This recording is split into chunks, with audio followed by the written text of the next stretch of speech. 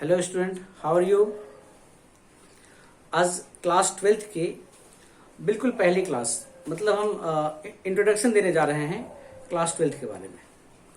तो class 12th का जो सबसे पहला टॉपिक है, पहला चैप्टर है, वो है आपका इलेक्ट्रोस्टैटिक्स। इलेक्ट्रोस्टैटिक्स। लेकिन इससे पहले इलेक्ट्रोस्टैटिक्स आया कहां से, तो हम बात करते हैं इलेक्ट्रोमैग्नेटिज्म का। इलेक्ट्रोमैग्नेटिज्म, और ये होता है study of charge and its effect. Electromagnetism का मतलब क्या होता है? Study of charge and its effect. तो चार्ज की स्टडी जब हम कर रहे होते हैं तो देयर आर डिफरेंट सिचुएशन कि यहां पे देखो चार्ज की बात कर रहे हैं, तो यहां पे क्या क्या सिचुएशन हो सकता है। फर्स्ट सिचुएशन है चार्ज एट रेस्ट। दूसरा क्या कंडीशन होगा?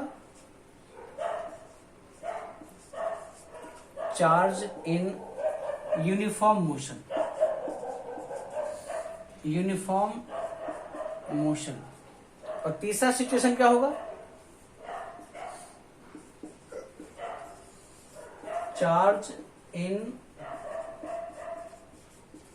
Accelerated motion. Charge in accelerated motion. अब यहां पे थ्री कैटेगरी देख रहे हो चार्ज के स्टडी करने का। या अब ये कह सकते हो कि there are three ways to study about charge. Whenever charge is at rest, it is called electrostatics. क्या बोलते हैं इसको हम लोग? इलेक्ट्रोस्टैटिक्स।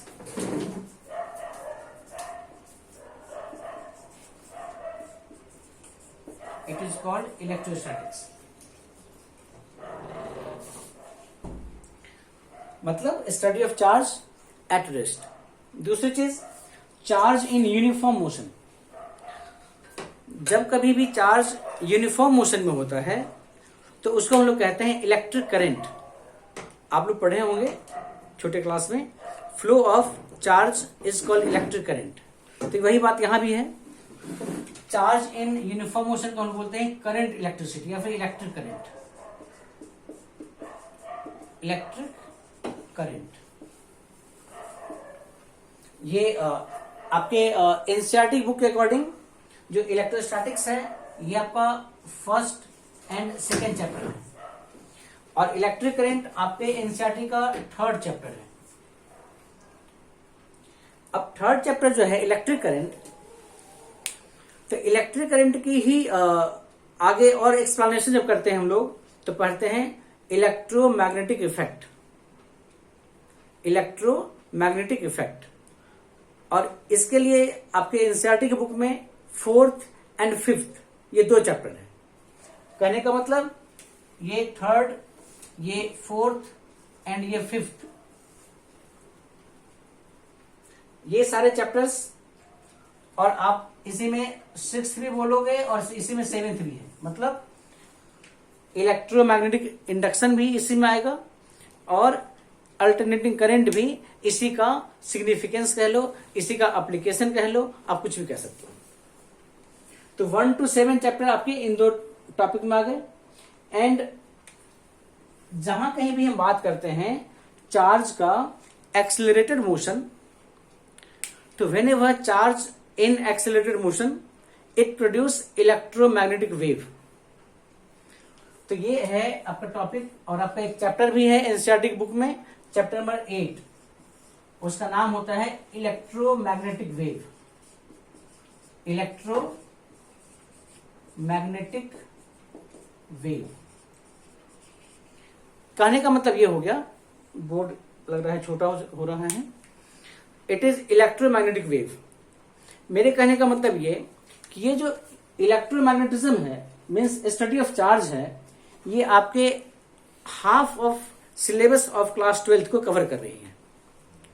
क्लास 12th में फिजिक्स के 2 बुक्स हैं, तो पूरी फर्स्ट बुक चार्ज के डिफरेंट सिचुएशन में जो स्टडी करते हैं उसी के सराउंडिंग उसी के कॉन्सेप्ट को हम लोग एक्सप्लेन कर रहे होते हैं। खैर, ये तो हमने पूरी एक बात बता दी। अभी हमारा फोकस मेन कहां होना चाहिए? इलेक्ट्रोस्टैटिक्स में। वापस मैं आता हूं इलेक्ट्रोस्टैटिक्स में।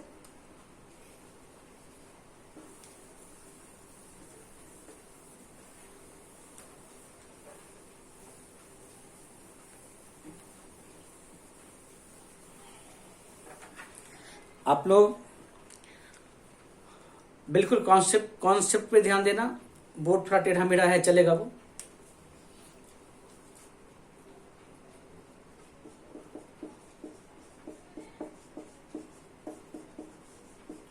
इलेक्ट्रोस्टैटिक्स, इसका मतलब होता है चार्ज एट रेस्ट। हम ये भी कहते हैं कि study of static charge, study of static charge is called electrostatics. लेकिन सबसे पहला क्वेश्चन यहां पे आता है कि what is the meaning of charge, what do you mean by charge. सबसे पहला क्वेश्चन यहां पे क्या है? What do you mean by charge.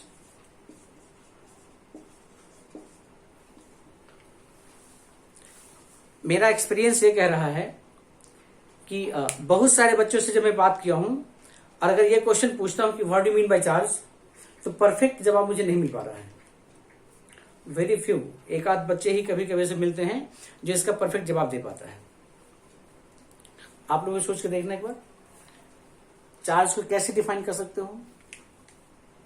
Video pause करके 1 मिनट के लिए और आंसर देना, फिर मैं बताता हूं कि चार्ज होता क्या है। सबसे पहली चीज आपको ये याद रखना है कि charge is a physical quantity. Charge क्या है? It is a physical quantity जिसकी एसआई यूनिट क्या होती है? कूलम। इसको हम कैपिटल सी से रिप्रेजेंट करते हैं। आपको ये भी याद होगा कि what is the meaning of physical quantity. तो बता दूं मैं, क्लास 11th की बात है। Any properties which can be measured are called physical quantity. Yes, charge also can be measured. तो पहले अब चार्ज है क्या, कैसा फिजिकल क्वांटिटी है ये, तो ध्यान से सुनना मेरी बात को। ये जो पूरे यूनिवर्स है, पूरे यूनिवर्स ओनली 2 थिंग्स से बना हुआ है, एक मैटर और दूसरा एनर्जी। ये इंटायर यूनिवर्स जो है it consist of only 2 things. क्या क्या चीज? Matter and energy. और जब कभी बात करते हैं मैटर का, तो मैटर का सबसे इंपॉर्टेंट प्रॉपर्टी जो आपके दिमाग में पहले आएगा वो है मास। जहां कहीं मैटर है वहां मास भी है। और याद रखना, जहां कहीं मास है वहां चार्ज भी है। तो हम ये कह सकते हैं कि charge is an inherent property of matter. आप पूरे यूनिवर्स में कहीं भी मैटर की बात करेंगे तो डेफिनेटली वहां पे मास की बात आएगी, और जहां कहीं मास की बात आएगी वहां पे चार्ज की बात भी आनी चाहिए। सो you can say mass and charge both are 2 face of same coin. तो यहां पे चार्ज किसकी प्रॉपर्टी है? मैटर की। मैटर का 2 प्रॉपर्टी है इंपॉर्टेंट, एक मास, दूसरा चार्ज।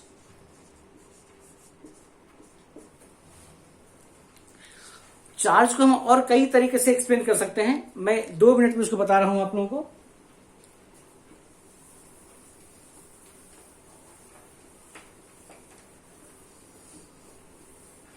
चार्ज का जो हिस्टोरिकल एक्सप्लेनेशन है उसमें ऐसा बताया गया था कि बहुत दिन पहले साइंटिस्ट ने ऐसा किया कि ग्लास रॉड, वूल, कैट फर, एबोनाइट रॉड, इन सब के बारे में देखा और वहां पे देखा उन्होंने कि जब हम ग्लास रॉड को कैटफर से रब करते हैं या किसी दो चीज को जब रब करते हैं तो रब करने के बाद क्या होता है, बॉडी इलेक्ट्रीफाइड हो जाती है। इलेक्ट्रीफाइड वर्ड पहले यूज किया जाता था और अब हम ये कहते हैं कि body get charged, body charge हो जाती है। जब ग्लास रॉड को वूल से रब किया गया, जब ग्लास रॉड को कैट फर से रब किया गया और दो ग्लास रॉड को सामने लाया गया तो ग्लास रॉड एक दूसरे को रिपेल करना शुरू किया।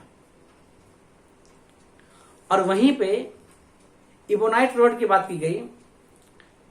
इबोनाइट एक तरह का एलॉयज होता है।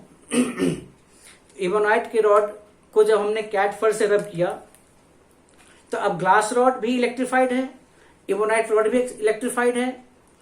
इन दोनों को जब पास लाया गया तो अट्रैक्ट हो गए। अब ध्यान से समझना, यहां पे दो ग्लास रॉड रिपेल किया था और ग्लास रॉड और इबोनाइट रॉड अट्रैक्ट किया। तो लोगों ने कहा कि जब दो बॉडी को रब करते हैं तो बॉडी गेट इलेक्ट्रीफाइड एंड यहां पे दो सिचुएशन हो सकता है कि दो body repel each other and two body attract each other. So electrification is of two types. It means charge is of two types. उन्होंने नाम दे दिया, एक चार्ज को पॉजिटिव, एक चार्ज को नेगेटिव। इसके पीछे कोई वैज्ञानिक कारण नहीं है, ये दिया गया नाम है बस। और इसी कॉन्सेप्ट को जब मॉडर्न थ्योरी से हम एक्सप्लेन करते हैं तो हम क्या कहते हैं वो सुन लो।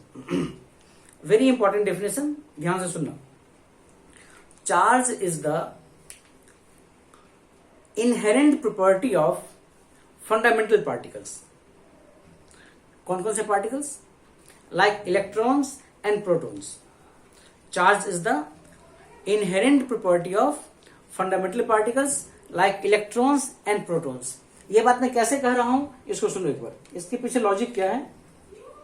अगर मैं आपसे पूछूं, आप सारे बच्चे जानते होंगे कि फंडामेंटल पार्टिकल्स क्या क्या होते हैं? Electrons, protons, neutrons. हम यहां पे इलेक्ट्रॉन प्रोटॉन की बात कर रहे हैं। आप देखोगे कि अगर ये एक इलेक्ट्रॉन है यहां पे और दूसरा ये भी एक इलेक्ट्रॉन है तो इन दोनों के बीच इंटरेक्शन होगा। आप कहोगे कि एक इलेक्ट्रॉन दूसरे को रिपेल करेगा, बिल्कुल सही बात है। अगर यहां पे एक इलेक्ट्रॉन है और एक प्रोटॉन है तो यहां पे इलेक्ट्रॉन प्रोटॉन क्या करेगा? दूसरे को अट्रैक्ट करेगा। अगर मैं यहां पे एक प्रोटॉन ले रहा हूं और यहां भी एक प्रोटॉन ले रहा हूं, ये क्या करेगा? ये फिर से रिपेल करेगा। अब यहां पे इलेक्ट्रॉन इलेक्ट्रॉन, इलेक्ट्रॉन प्रोटॉन या प्रोटॉन प्रोटॉन के बीच जो इंटरेक्शन हो रहा है, क्यों हो रहा है? तो आप ये कहोगे कि सर ये सेम चार्ज है, repel each other, opposite charge है, अट्रैक्ट ईच अदर। यहां पे चार्ज की बात आ जाती है। तो हम डिफाइन कैसे कर सकते हैं चार्ज को? कि charge is the inherent property of fundamental particles like electrons and protons by virtue of which they shows force of attraction और रिपल्सन। ये चार्ज का सबसे इजी डेफिनेशन है और इनकम्प्लीट डेफिनेशन है। क्या कह सकते हैं? वंस अगेन सुन लो। Charge is the property of fundamental particles like electrons and protons by virtue of which they shows force of attraction और रिपल्सन। That's it. क्लियर हो गया ये? गुड। नाउ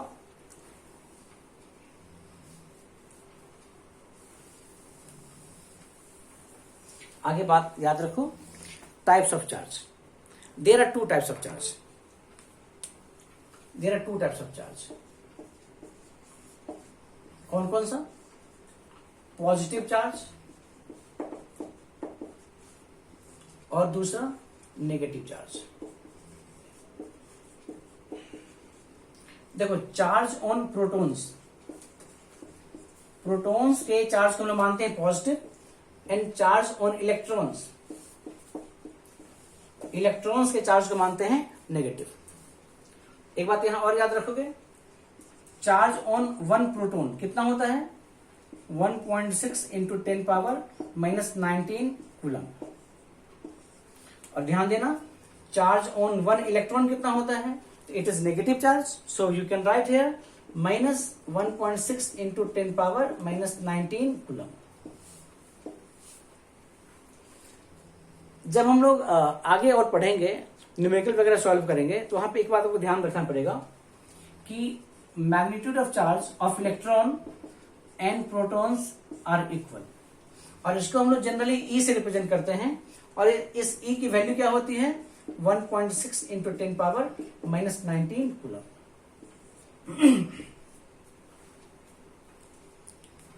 तो ये बेसिक आइडिया था आपका चार्ज के बारे में। अब हम बात करेंगे आगे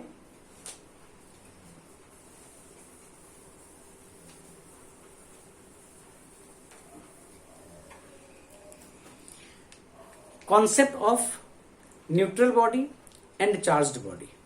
देखो यहां पे concept of neutral body,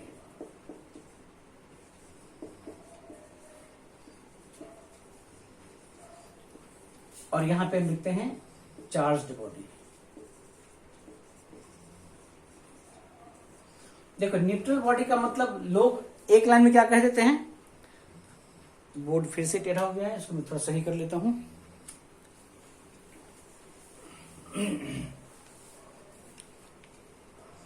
neutral body और यहां लिखता हूं चार्ज्ड बॉडी।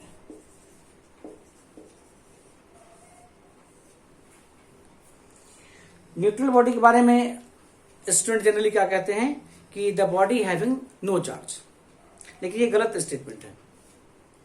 कहना क्या चाहिए हमें, न्यूट्रल बॉडी का मतलब the body having total charge, total charge 0। There is no charge and total charge 0, both are different things. No charge में वहां चार्ज है ही नहीं, गलत बात है। ऐसा कोई बॉडी नहीं जहां पे चार्ज नहीं है। तो हम क्या बोलेंगे न्यूट्रल के लिए कि the body which have total charge 0, and total charge 0 का मतलब क्या हुआ, इसका मतलब ये हुआ कि यहां पे number of electrons and number of protons are 0, sorry equal. If a body having equal number of neutrons and protons, it means total positive charge and total negative charge are equal. So net charge means total charge overall 0, then body is said to be neutral. And if a body is charged, what is its meaning? अगर कोई body charge है, इसका मतलब ये हुआ कि वहां पे जो टोटल चार्ज है ये 0 नहीं है, इट इज नॉट 0। यहां पे क्या क्या पॉसिबिलिटी हो सकती है, यहां हो सकता है कि number of electrons greater than number of protons, then body क्या हो जाएगा, if electrons is more it means body is negatively charged, and vice versa. कहने का मतलब अगर number of protons is greater than number of electrons, body is positively charged.